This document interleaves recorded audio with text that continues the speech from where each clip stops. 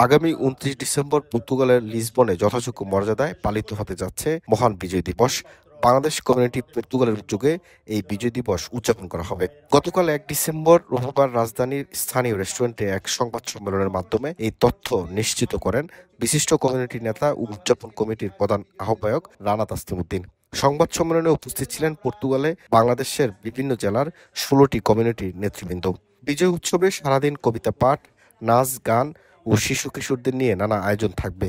মেলায় ৪০টিরও মতো স্টলে বাংলাদেশি মানুষজন দেশীয় বিভিন্ন কৃষ্টি সংস্কৃতি তুলে ধরার পাশাপাশি বিভিন্ন পিঠা, হস্তশিল্প ও বাংলাদেশি পণ্যের সমারোহ থাকবে। বিজয় উৎসবে মিডিয়া পার্টনার হিসেবে থাকবে Portugal Bangla press club.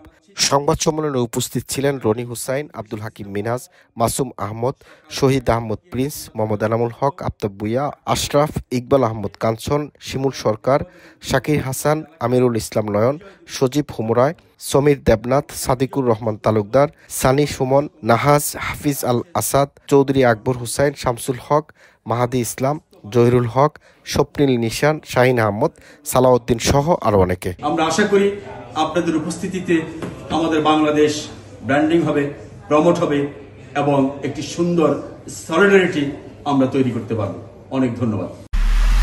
MIB সংবাদ ও সংবাদ সংশ্লিষ্ট অনুষ্ঠান দেখতে ভিজিট করুন www.mibtelevision.tv ও facebook.com/mibtelevision.tv এবং সাবস্ক্রাইব করুন youtube.com/mibtelevision এ। এমআইবি টেলিভিশন, সত্য খবর, সঠিক খবর।